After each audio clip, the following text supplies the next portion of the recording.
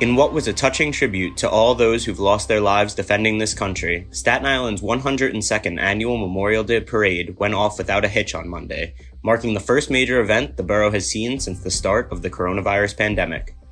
Welcome to the Staten Island Advances from the Scene, a podcast bringing you an inside look at the biggest stories on Staten Island with the reporters who cover them. I'm your host, Erik Bascome, and this week I'm joined by two of my Staten Island Advance and SI Live colleagues to discuss the 2021 Memorial Day Parade. First, we'll talk with breaking news reporter Kyle Lawson, who covered the event in person, for a look at how Staten Island's first major event since the start of the pandemic unfolded. Then, we'll speak with City Hall reporter Paul Liotta about the controversy surrounding the parade's permit process and why the momentous occasion almost didn't come to be. Thanks for joining me today, Kyle. Good to catch up with you. It's been a long time since we've seen most people in the newsroom, given the state of the pandemic and everyone working remotely. How have you been? I'm good. I'm chipping into these extra pounds that I've put on over the last year. And, I'm a musician in my free time, so some of the clubs are reopening, which is good. And actually, I haven't shared this with anyone really except my wife at this point, but I was just recently diagnosed with some inflammation in my lungs. They're not really sure what it is yet, but I found this out after I got my vaccine. So yeah, and apparently this has been going on for a while. So, when we would write stories about people in their late 30s, 40s, getting into some trouble with the virus the whole time, it could have been me. I'm finding out now. So just a little PSA, I guess. Yeah, I imagine you're a little shooken up by that. I mean, that's a scary thing to have to deal with for sure, and especially at a time like you said, where it seemed like things were kind of getting back to normal and the clubs were opening again. I know you're, like you said, you're a musician in your free time, so it's got to be tough to have that, coming in now. You know what though? It's not. It doesn't look like it's life-threatening, but it could have been. That's what shook me for about 24 hours was like, wow, and we're out there every day covering stories and interacting with people, because we have to for the most part. And so I'm just glad I got my shots. Yeah, absolutely. Like you said, having that pre-existing condition that you weren't even aware of really could have, made it troublesome if you were to contract the virus while you were out covering something or whatever it might be. So that's scary, but hoping all the best for you, obviously. Thanks. So you were in attendance for Monday's Memorial Day Parade, went down Forest Avenue, as it does every year, with the exception of last year, unfortunately, with the pandemic. But this event is a big deal for Staten Islanders. It always has been. Obviously, we've been hosting it for over 100 years, so it's a pretty big deal. But this year, the parade had kind of an extra layer of significance to it. As I mentioned earlier, this was the first big public event in the borough since the pandemic started last year. Can you just kind of set the scene for us a little bit? What stood out to you? What were some of the sights and sounds that you experienced when you first got there? Well, it was a lot of the familiar sights and sounds of a parade, and I've covered a few of them on Staten Island. The motorcycles, Rolling Thunder Motorcycle Club, the beauty queens, the Boy Scouts, the kids with the miniature American flags, all those things that, like everything else in life, we kind of took for granted. It feels like it was nice. It was nice. It was a sense of normalcy, and that was the vibes I was getting from the people attending as well. Just saying that it was nice to be out, nice to see familiar faces.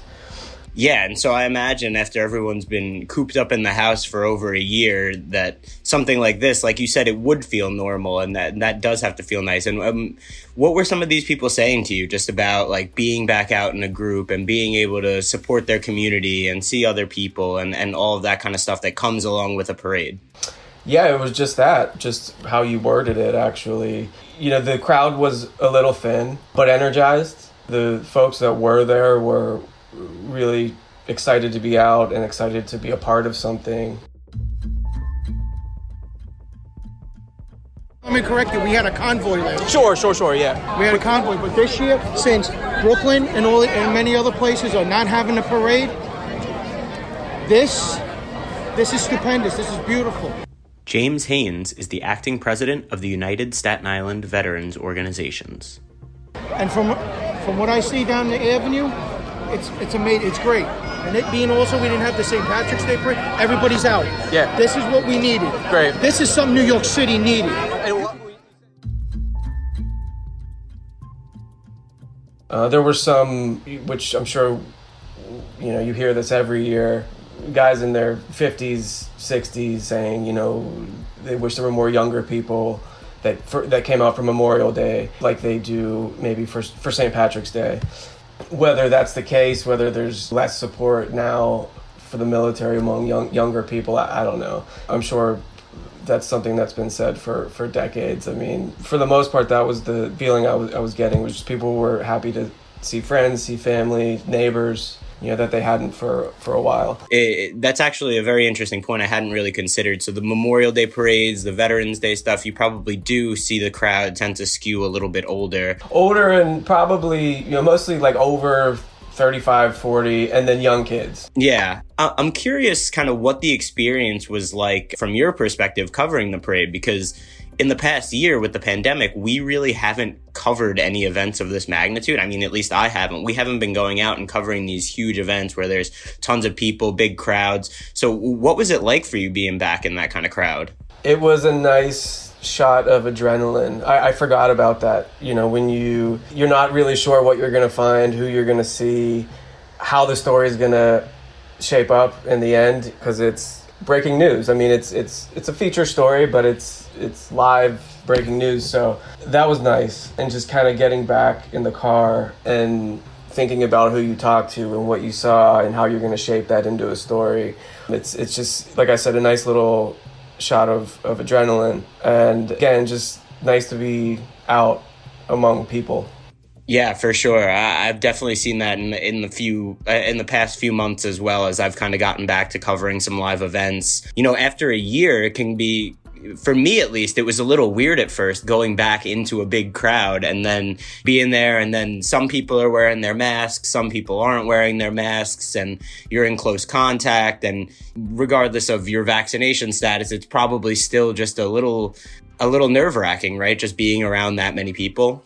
Yeah, it's like everything else. I think over the past year, it's risk management. I'm vaccinated now. Like I told you, I have an underlying condition I found out about, but I am vaccinated, so I feel pretty confident, pretty safe in that regard. My 2-year-old obviously hasn't been vaccinated, and I know that there's a chance that I could still spread it potentially to him.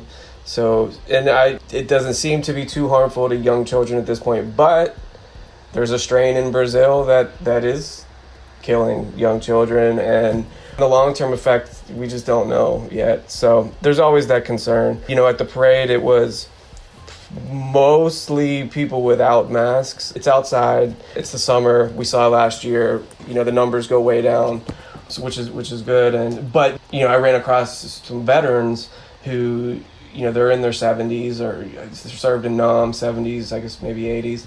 This point, and they're double masked, so that's a reminder. Yeah, for sure. And it's good to see the people who do feel that way taking those necessary precautions and still wearing the masks. And at this point, everyone has access to the vaccine. If you want it, you can get it. Like you said, the mask restrictions have kind of been lifted in a sense, especially for outdoor events like this. And so to this point, we've really focused primarily on the celebration of the day, but it's really important to remember the true meaning of Memorial Day, which of course is honoring the brave servicemen and women who gave their lives for this country.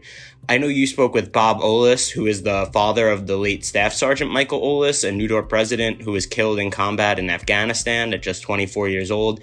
He actually is something of a Staten Island hero at this point. I mean, the new ferry boat is being named after him. They have the memorial run for him every year. So what did his father, Bob, have to say kind of about Memorial Day and the importance of honoring those that we've lost?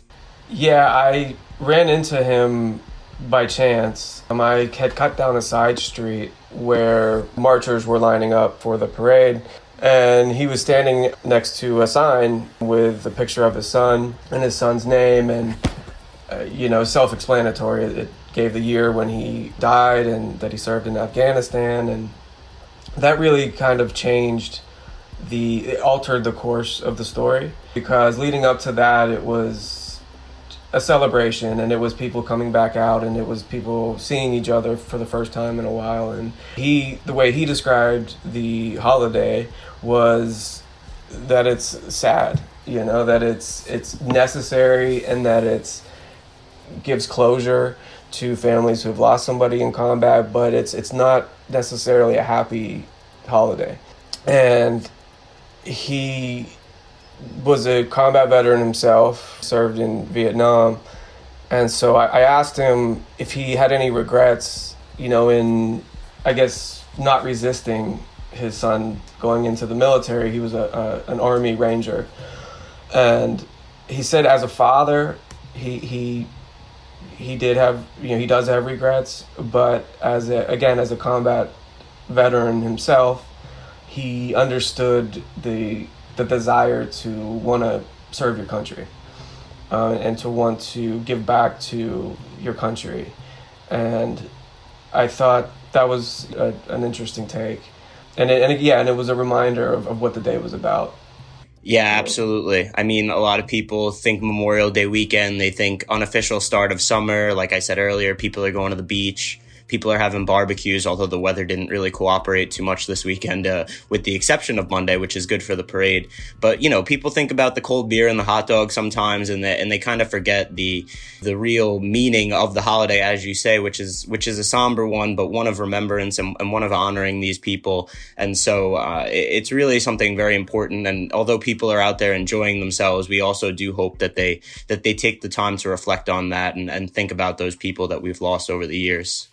And by the way, there is cold beer available during the Memorial Day parade on Forest Avenue also, so you can do both. There you go. Yeah, you can kill two birds with one stone there. Celebrate and honor. So, and the other thing, real quick too, it occurred to me actually after I covered the parade the next day, that this was the first time in 20-something years. I mean, as of July, we're going to be fully pulled out of Afghanistan. So this is the first time in like 20 years we haven't been at war, so it kind of had a different feeling. I don't know if that was at the front of anybody's mind at the time, but that's a different feeling also.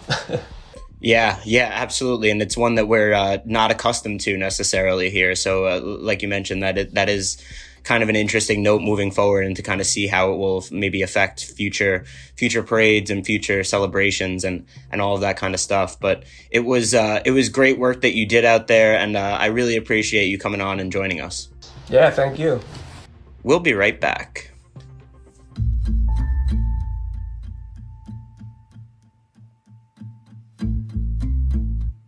To hear more from the reporters and gain exclusive access to all news Staten Island, subscribe to SILive.com. Visit SILive.com/digital subscriptions to sign up today.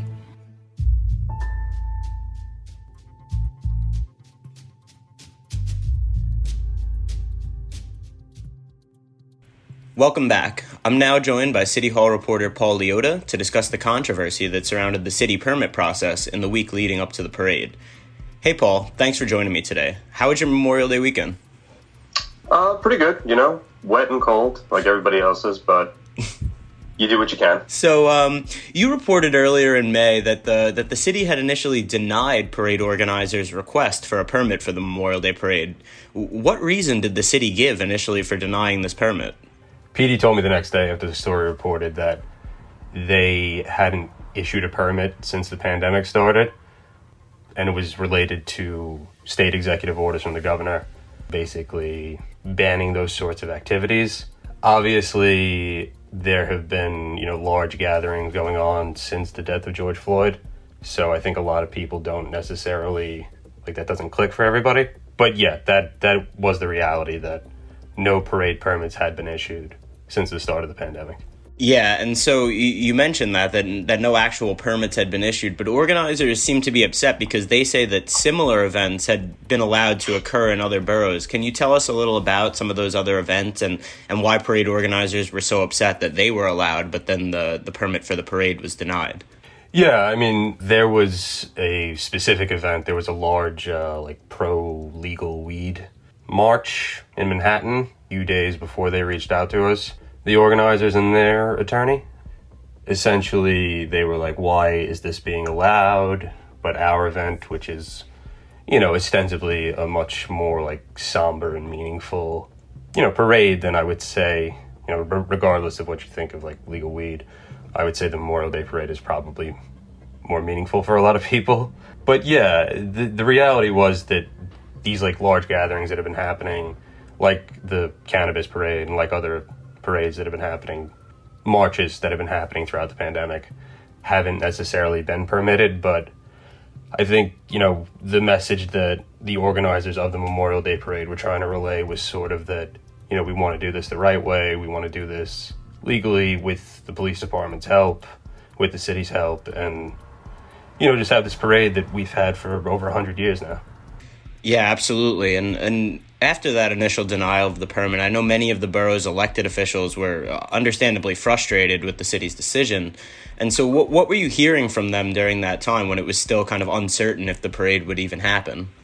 Yeah, I mean, it was one of those nice, bipartisan Staten Island things where everybody sort of had the same reaction, that they were, at best confused by the city's decision, and at worst, I would say, furious about it.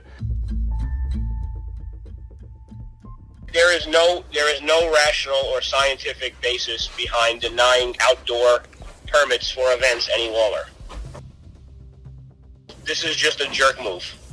Joe Borelli is the New York City Council member for the South Shore of Staten Island. To be honest, this is probably not even on their radar. In my opinion, they probably just denied it as a matter of course because we're denying everything. But some other groups somehow managed to finagle through the weeds to get them. Councilman Matteo, from my understanding, Councilman Borelli kind of told me this, and that message was pretty widely relayed to me, that he was really leading the charge on this in terms of dealing with the city.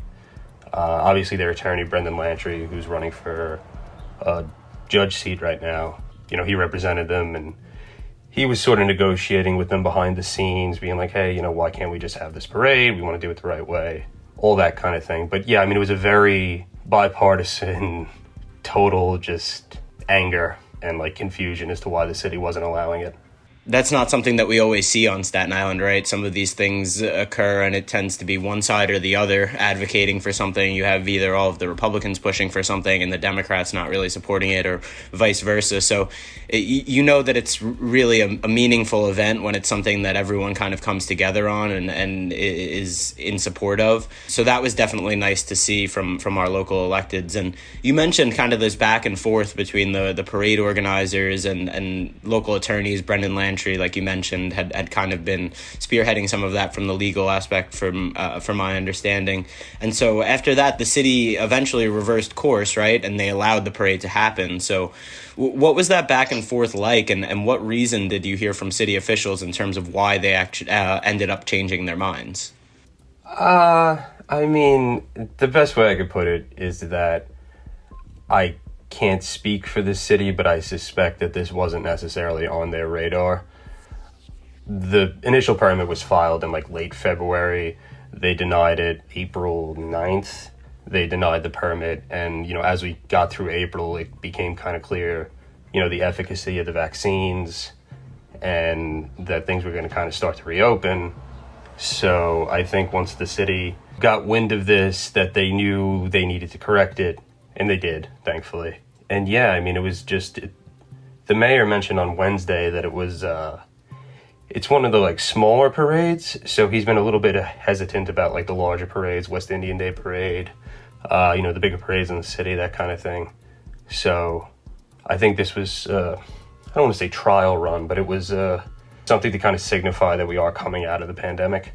Yeah, absolutely. And you mentioned earlier, this is a Memorial Day parade. So this is something that is very meaningful to a lot of people. It's not necessarily, a weed parade down Broadway or wherever they were. So this is something that it makes sense in my mind for the city to kind of allow something like this as the initial trial run, especially considering the significance it has, to the people, obviously, to the families of veterans, but also just to Staten Island and to the borough, considering, you know, like you mentioned earlier, we've been doing this for over 100 years. So this is something that really, I think, helped, and we talked to Kyle a little bit about this, bring back some sort of sense of normalcy, right? And we're getting out of the pandemic. The positivity rates are way down. The vaccine rates are way up. So I think it's really a great thing that the city did end up reversing course on this and allowing it to happen and letting Staten Islanders kind of get a feel for what the new normal is going to be. For sure. I mean, you know, this is very important to the guys down here, the veterans, the men and women, you know, the guys who organize the United Staten Island Veterans Organization. They do a lot of great work. Obviously, we have, you know, a lot of ties to service on the island. The Alice family was there on Monday. And I think it's just something that's very important to a lot of Staten Islanders and was, you know, like you said, I'm glad the city reached the decision that it did ultimately. Absolutely. Well, thank you so much for joining me today, Paul. Keep up the great work, and I look forward to having you on again soon. All right. Thanks so much, guys. Did you know the Staten Island Zoo in West Brighton opened on June 10th, 1936? Thank you for listening to the Staten Island Advances from the Scene. If you like what you've heard, please make sure to rate and subscribe wherever you get your podcasts, and visit silive.com for the latest on all these stories and more. Thank you for supporting local journalism.